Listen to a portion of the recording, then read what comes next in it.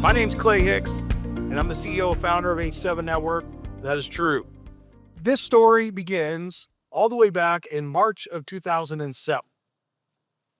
Okay? March of 2007, I was not the owner of H7. I was a lone wolf myself. Okay? Well, so back then, I went through a lot of transition. Okay, so we'll start around August of 2007. In August of 2007, there was a major shakeup in the business that I was in. I was in real estate, and I was a flipper. Okay, and at the time, I actually was helping investors to buy the properties, and I helped them to fix it up. So I kind of managed the process with them. In August of 2007, though, there was a change to federal regulations around title company stuff that they had to do. So that shut me down. It kind of put me into limbo. At this same time, I'm in this networking group, not called H7, that was a great group to be in. I had about $100,000 in referrals at that point in that part of the year. So I was doing extremely well. But then I couldn't do business at all. Okay? Now, I needed to figure out what I'm going to do next. As I'm figuring things out, my mother dies. Okay? So she dies, and at the time, I'm 29, if you could imagine, 29 years old, and, well, I'm also a single parent at the time. So I have full custody of my biological daughters. They are now 26 and 21 right now, okay? But back then, they were 7 and 2. And I was on this journey with this little girl that finally got potty trained just the Christmas before. That took me 6 months. So there's a lot of challenges for me at that time. And so my mom passed away in October. And the same thing, at the same time all this stuff is happening, I'm actually, alone, right? That's where I'm at, just with my children at that time. And so I get invited to a BNI. So I go to that. So there's no networking, like my group had closed. So I go to a BNI. I then ended up at some chambers local to me. And I did not, hey, Mary, I did not feel comfortable at all. Okay? In fact, still today, we don't talk about membership in H7. Had an H7 meeting, right? Our visitors get to play with us in the sandbox at every single meeting. And that's all because of my one experience of BNI. That's it. Just one experience. Not that they're bad. That is not what I'm saying at all. Okay? So I go there, I go to chambers, and I'm an introvert too, by the way. I know it doesn't feel that way in this moment, though, does it? Because I'm not an acting introverted, right? But I am. I'm a practicing extrovert. So I go to these chambers, and I don't feel like I belong. I don't feel like I belong. So I actually go to this next networking group, and when that happened, it was another MLM networking group that I had just a bad experience with, and they took whatever, blah, blah, blah. It didn't work out. I got frustrated, and I started Accept. At the time, it was called TBN, though. Okay? And the reason it was called TBN is because at this very moment, when I started it, I knew that I could not do this on my own, so I immediately surrounded myself with a pack. That was my first pack as a lone wolf. Now, my pack has definitely evolved since then. This continued to evolve, and that's because I've also continued to evolve. And so now I'm a word-of-mouth marketing specialist. I been on this crazy adventure doing one-to-ones with anybody who would meet with me. I'm an author. Did you guys see my books back there? Remember, I'm also a little wolf too. I'm just the same. We're all the same. We all start off alone. And so everything I have now and ever will have is because I know that I will have to rely on help from others. Do you? Do you know that? And if we're alone, then we have to find our pack. And that's the gist, right? Based on the story I'd already told you about the lone wolf and the legend and everything else. We all probably go through that, right? Okay. I am married with 5 children and 2 grandchildren. Okay. And my 2 grandchildren are fighting right now for who's going to be football's favorite. The 3-year-old is in the winning and leading, while the 2-week-old is like, she's got to get her stuff together. She got to get some stuff going on there before we can talk about whose favorite football, whose favorite it is. So, my packs have been what have lifted me up through so many things. Okay? My pack includes the Lord first. My wife, where's my wife at? Yes, an angel. Mama. He's Donna. Yeah. Take care. I will go ahead and mention Donna. So go ahead, let's clap for Donna. Donna's here. Don't you want lifted up? Do you want lifted up today, right now? Let's do that thing, okay? As we go through these slides, just a little housekeeping, as we go through these slides, you will recognize that there's a QR code there, okay? You are welcome to take a picture of the QR code and fill out that form with questions of anything that I'm talking about live, okay? So as I get through connect, as I get through serve, as I get through ask, you will notice that there's a QR code at the end. So if there's any questions, anything you want to talk about, you can just put it in that form. Deal? Okay. If I get to talking too fast, forgive me in advance. But I have had somebody helping me to speak really well. So I hope that I deliver a good message, okay? Let's get going. My purpose today, transformation. You came in here this morning doing certain things, and maybe by the time you leave this conference, you may be doing other things that help you in business. My objective is to help you to transform your initial prospect meetings. This is not a networking conversation. Your prospect meetings into scalable, engaging experiences for yourself and for your prospects. Does everybody know what a prospect is? Good. Nobody even raised their hand. That's good. All right. So, the objective of the scalability of these is that you create buyers for yourself, buyers of you. And that's what I'm going to take you through. I'm going to give you very specific techniques that help create an experience with your prospects that they want to buy from you. So I guess this isn't anything about sales stuff. It's about creating relationships with your prospects where they want to buy from you. That's what we're talking about today. So here's the scenario, okay? So as we go through this, talking about connect, serve, and ask, this is a scenario. You're in an initial meeting with who you believe to be a prospect of yours, okay? Somebody has introduced you to them. For example, Nathan works with contractors. Show your hands to the back. And that's Nathan. Nathan also works with general contractors, okay? So in this scenario, I have made an introduction to him to a general contractor that he is meeting for the first time. So does everybody understand the scenario we're in? Make sense? Okay.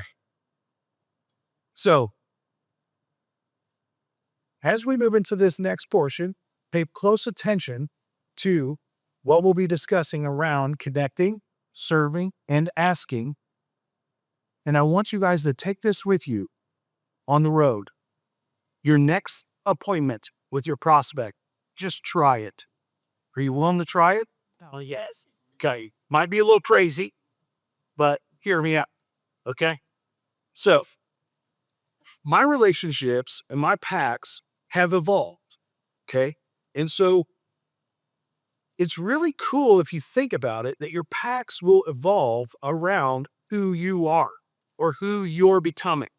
Because we should be growing, we should be learning from our mistakes, things like that. And as we learn, we may recognize we are growing in such a way that we require maybe somebody else to be a part of our new pack because of where we are at our level as a profession. Right? Does that make sense? Because we're growing, right? So we're going to have different packs along the way. And that's what's happened for me.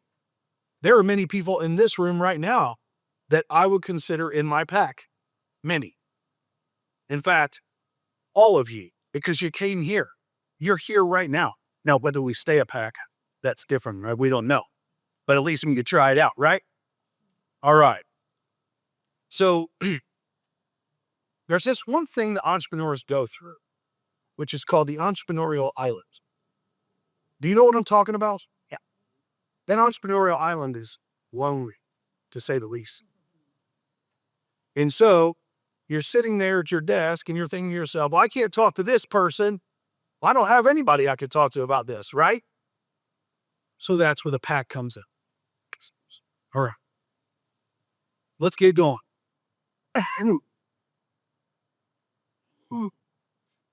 First up,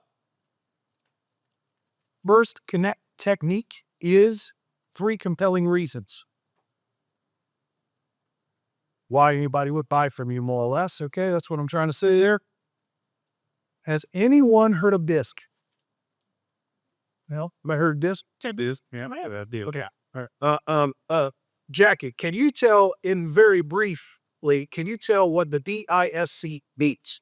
D is dominance. I is influencing. S is steadiness. C is influence. Thank you.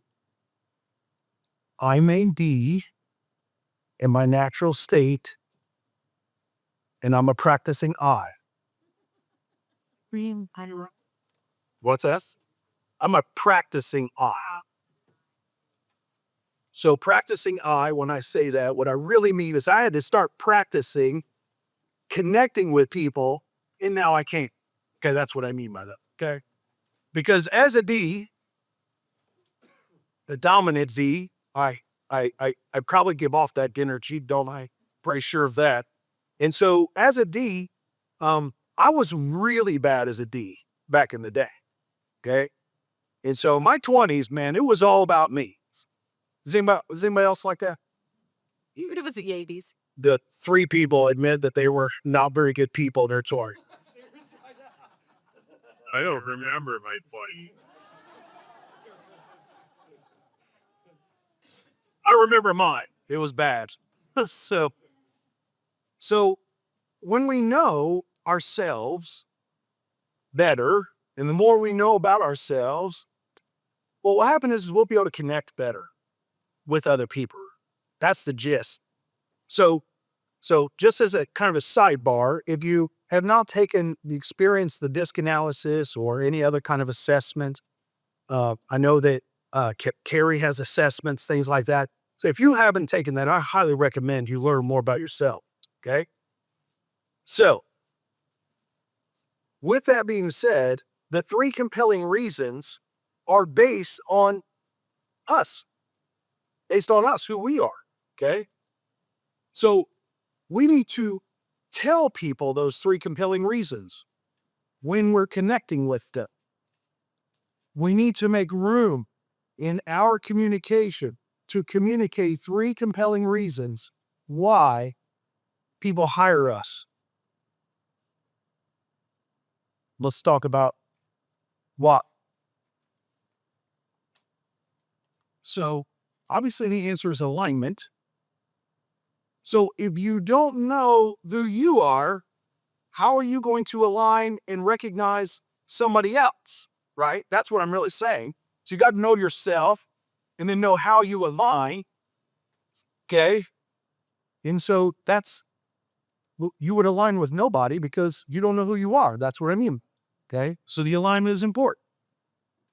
So when the reasons you share align with your core values and business principles, so you have to know who you are, remember? It shows authenticity and integrity. You're not making it up. You're not connecting for the sake of connecting. You're doing it more authentically. And those three compelling reasons are why somebody would hire you are based on your core values and principles. So, how would we do that? How would we figure that? Oh, okay, so this. So, how do we align our values? So, you need to examine whether these identified three compelling reasons you first write down actually align with your core values. Determine if they reflect the image that you wish to portray. What we're really talking about here, guys, is we need to know ourselves. Yes, that's one. If we don't know ourselves, then we can't know really somebody else and whether they align. So it's very important to understand that. So, some common questions I get around connecting with others based on these three compelling reasons is how would I even know if we share values? Have you ever thought about that? Have you thought, does that resonate with you? Like you're thinking you're across the way from somebody and how do you even know if you're aligning? Is that why you talk to them? Sure, that's true. But knowing what signals to look for, knowing what to listen for, what they're saying, not what you're saying, active listening. I think we're going to hear about that in a little bit. So active listening is important, isn't it? It means you're engaged, you're connecting. So when they say things that resonate with you because you know what you're looking for, which is the image, the reflection image of you, more or less, then you know to listen for that. Does anybody resonate with that? Yeah, go ahead. Yeah, definitely. I also say it's important to listen to a person's body language and see how their physiology is. Some people just drip talk, you talk too much, you need to bring back again. So I think that's initially you need to set up rapport and watch their body language because you don't know whatever. Yeah. You might resonate with that by connecting with that body language, watching all that. Belts have a comment or question around that? Yeah. I have a comment that I use to instruct with, and it's about between 70 to 80% of all conversations happen non-verbally. Yeah. Between 70 to 80% of all conversations happen non-verbally.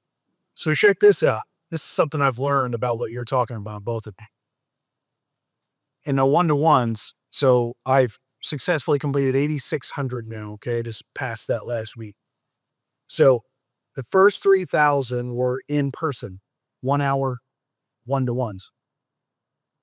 That feels excruciating now, to be honest. So anyway, so then when the pandemic hits, I started doing one-to-ones over Zoom, right? And so we do 30 minutes over Zoom meetings. And so there is absolutely a difference between if you and I are sitting here having coffee and you and I are sitting over Zoom having a one-to-one. So it's not easier to connect in person. That's not what I'm saying. What I will say, though, is when you're in a Zoom one-to-one, what I have learned is that you should stand up. Yes.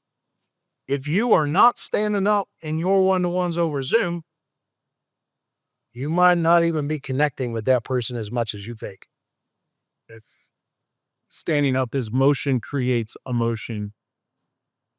To be in sales, motion creates emotion. That's right. So check this out. We have a leader out in Phoenix. She asked to meet with me because she felt like she was getting pitch slapped. Okay. And so we meet, we're talking, and we get into the conversation. And I said, do you always sit down like this in your one-to-ones? And she said, yeah. I said, could you try standing up from now on? And she looked at me like I was crazy. And then she's like, well, why do you say that? I said, well, I feel like so I would answer it this way, which is when I'm standing up, that person can feel me, that I'm paying attention, that I'm listening. I'm hanging on to every word they're saying. My head, I have this thing that I do where I turn my head to the right like this. I can act and listen like crazy. I can hear what people are saying that they don't even say because I've gotten so good at connecting and understanding what's going on. So anyway, so on your next one-to-one, if you happen to be over Zoom, stand up. Yeah. All right. On to the next. All right. Let's move on to serve.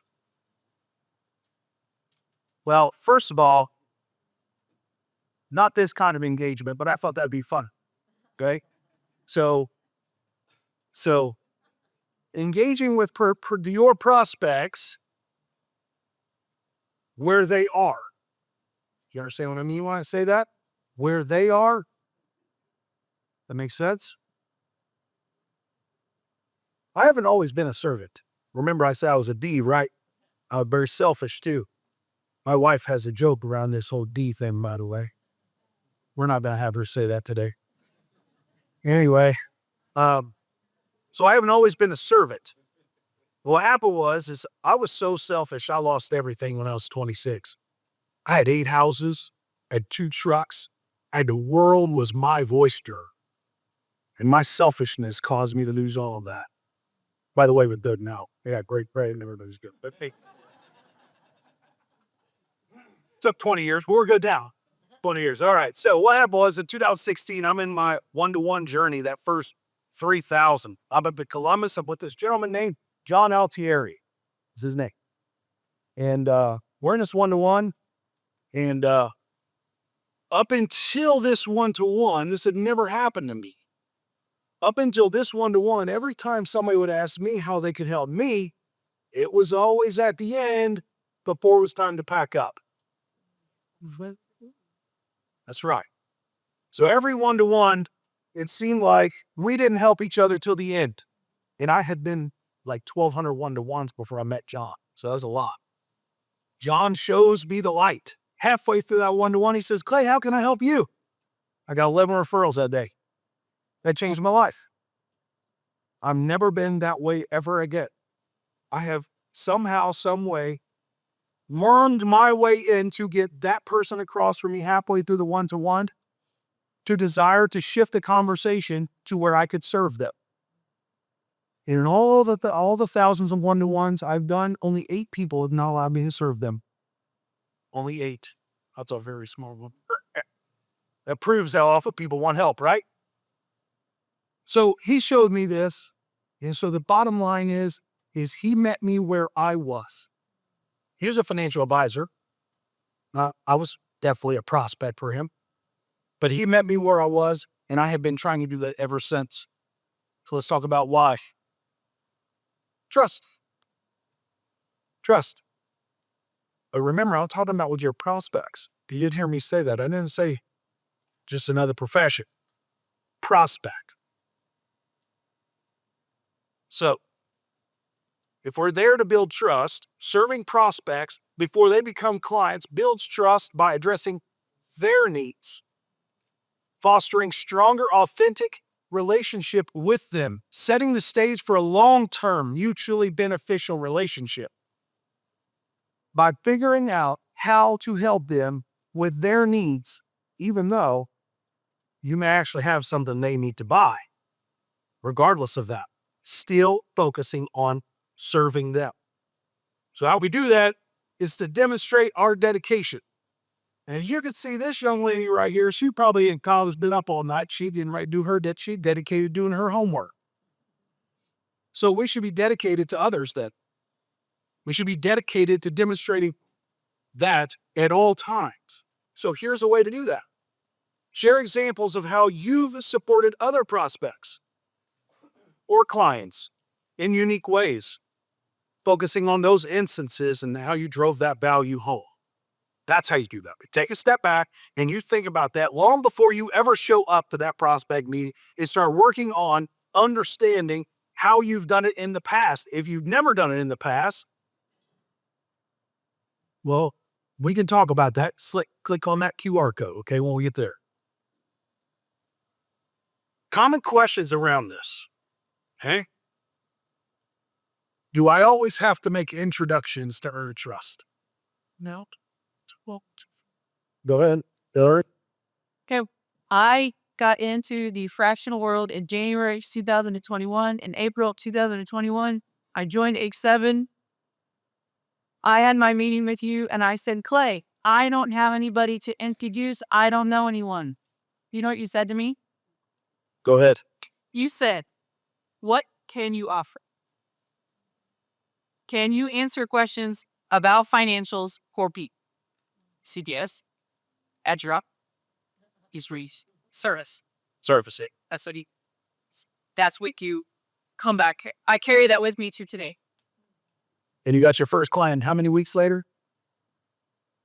We started the end of May. So you had joined in a. So, thank you. Other comment? Anybody resonate with that? Can you resonate with what I'm sharing about serving your? Do you have any questions, comments? Anybody want to add to that? Do you already do it? If you do, so tell me how you do it. Anybody want to volunteer? What, Jackie? So sometimes people come and say, I don't think I can do anything to help you, but I'm brand new in business. And then I just say, okay, what do you need help with? And provide them with some help. Okay. Does anybody else do that, Gene? Does anybody else do that? Come on, show them hands. Who does it? Servant leadership. It is. You might want to share their example. Well, the serving has many faces. Sure does. Serving isn't, if you listen to the person you're talking to, and they are, so this just happened a few weeks ago. I was visiting with another H7 member, and he brought up self-doubt for himself. For me to start talking about other stuff when he's dealing with that, we dealt with that. Yep. And once you get over that hurdle, then you figure out how can I serve him next. The problem is, if you're serving with an outcome of receiving, you're going to get screwed. And that is a battle I have to battle with constantly to remind myself where to step back and just stop at serving. Yep. Carol, One of the things that I have found to be, I enjoy it, but I think it's really helpful too. When I asked, who do you need to meet? I had both. I invite them to my H7 group. Hey, I've got some people I'd like you to meet. Or if I'm in an H7 group, I'll say, hey, I have this women's group that I go to once a month called Wings. Oh, then so here's the story. I met Crystalina at Wings and I invited her to H7. Later, she became a customer, but that's not what we talked about first, right? We developed that relationship. Yeah. And my object was to help her grow her business. And then she bought from you, is that what you're saying? Correct. I look at Bella. I do that a lot because I like networking and I like my people to know my people. That's right. So I got one more thing to say. Yes, ma'am. I've been at this with you for about 15 years. You know, I remember when all this story started, and it's been an amazing thing to watch. And I really appreciate the education that you give us. You don't get that in BNI. Well, I don't know what they do are about that. But the value of our little H7 group here is amazing. We are not the typical H7 group, probably. I went blind in my left eye last year after a cataract surgery. And they crave it right here in this back there where we just met. So there's so much more that we can offer and value to people than our. Thank you. I want to add something really quickly and we'll take another question. This is something I found to be systemic. Okay. I have this new person I've met once or twice and they're thinking about joining. And they then share with me that what's holding them back is that they can't make those introductions. Okay.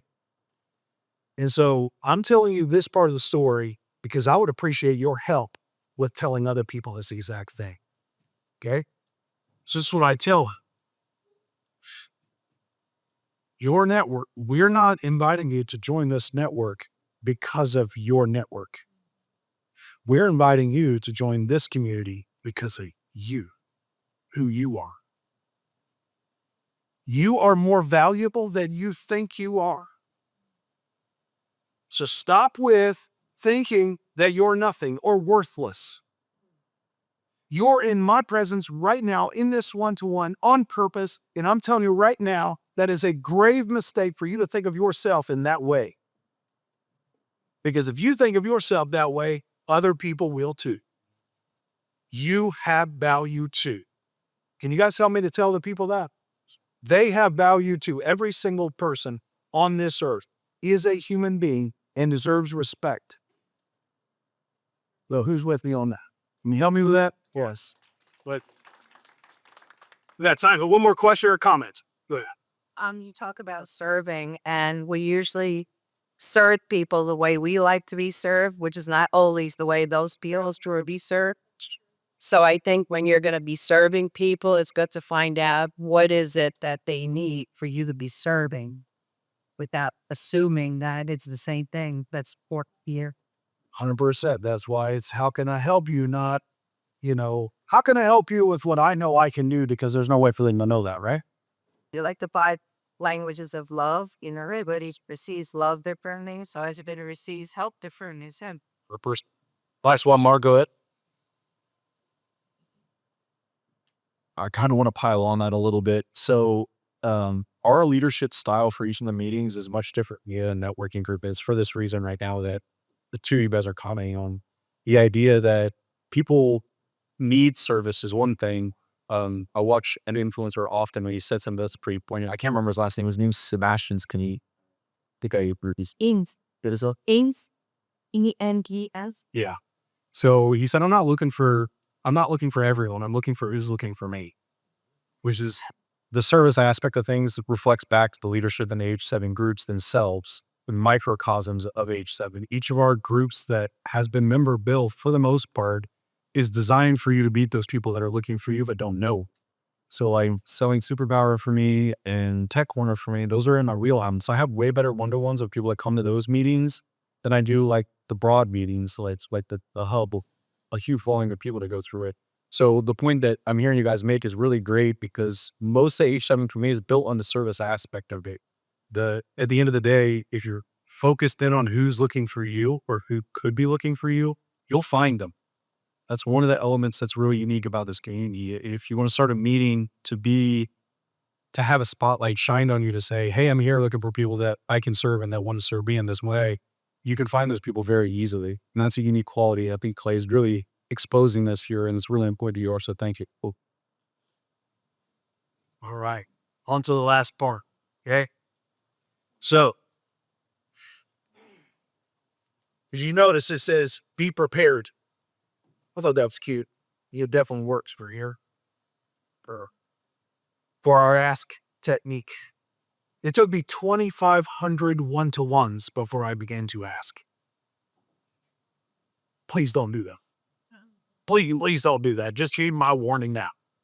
If you start getting up into those numbers and you're not asking or you're not getting much out of it, I could promise you it has probably something to do with your ask and your serve. Okay? So, during those 2,500 one-to-ones, which was approximately 4 years, I learned that I had become an altruist. I liked myself better as an altruist, though, than my selfish D behavior in my 20s. So I'll take that, right? Like, okay, this is good. I'm not that person anymore, right? But I loved being able to help other people. That's like why I set out to start H7 originally. I just wanted to help other people. How maybe we did the same. All right, go ahead. Raise your hand. We all did it, right? I just want to help people. You're like, crap, there's no money in the bank. I can't pay my bills because I was helping people. That happens, right? So as you're, if you think about, your ask and how important it really is, as long as you understand why you're doing it, go for it. Just don't be a pitch slapper, right? Just don't be a pitch slapper. Don't make it all about you and the whole one-to-one is your ask, you know? So that's what I'm kind of saying there. So does anybody have that challenge of being maybe a little too altruistic right now? Who's with me? All right. For those of you who didn't raise your hand, now who's with me for real? That is altruist, right? We get stuck in that, right? We just want to help other people and all this other stuff. So if we're challenged with this, then what about in your, how about this one? You're with a prospect and they're interested in buying, but you don't ask. You might struggle with that ask. Nothing more. All right. Who just got done being done that way, right?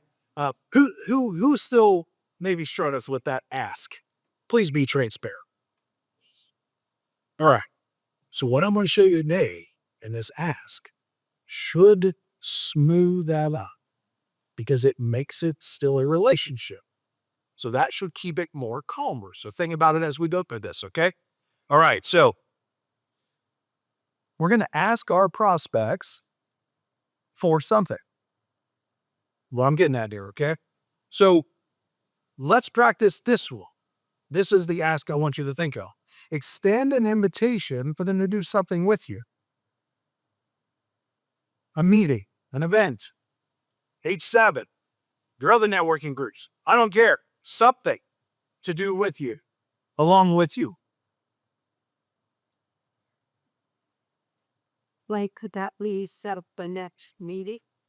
Well, I am one of those that are like schedule a meeting from a meeting type. So is anybody else that schedule a meeting from? Is it? Yeah. Not to me. But that's okay if it is for you. Well, because if I'm establishing a relationship with them and they've got the need, and so to me, yes, I definitely want to schedule a follow up. However, I also want to invite them to do something with me, where they're going to meet other people. That's what I'm saying. So schedule a meeting from a meeting in that first appointment there. Ask them, invite them to go do something with you in that same 30 or same appointment. That's what I mean.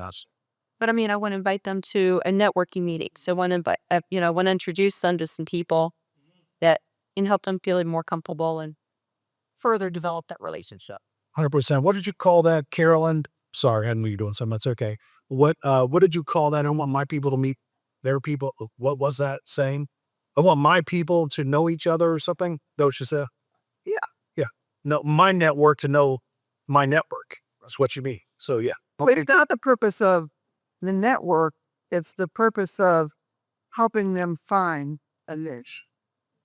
No. Yeah. Yeah. All right. So let's talk about why here. Shows commitment to their needs.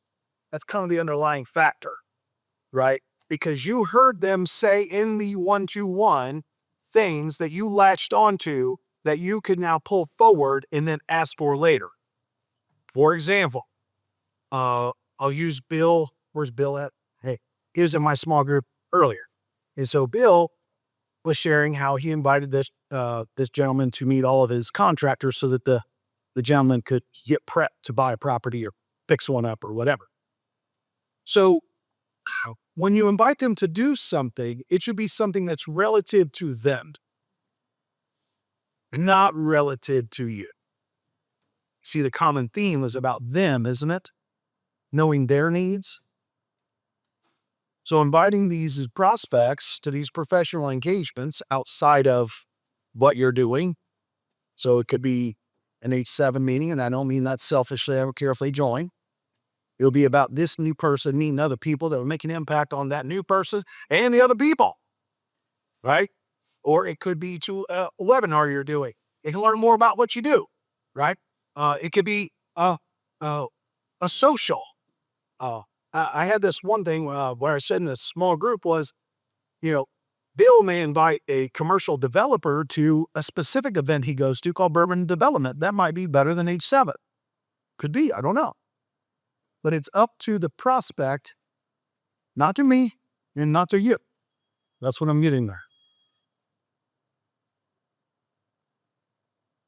So let's talk about how to extend this invitation.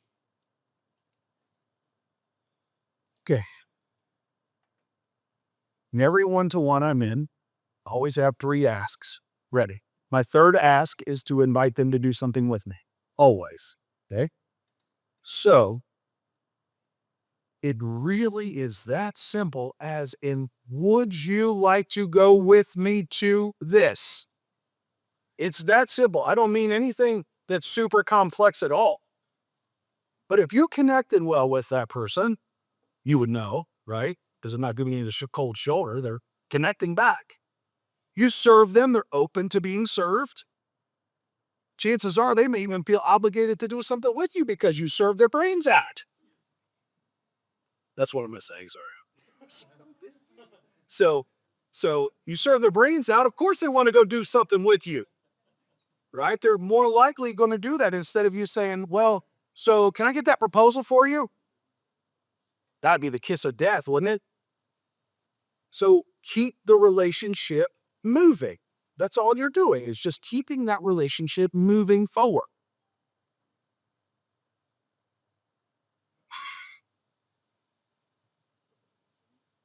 All right. So common questions around this ask. How do you know who to invite? That is something I get a lot. You're like, Clay, how would I know who to even invite to do this? Okay. The answer is this. They connected back to you. They told you things. They said words that let you know that they're interested in continuing the relationship, right? They're going to tell you things. If they're your prospect and they line up with what your target market is and your ICP and all that stuff lines up, well, that's how you know.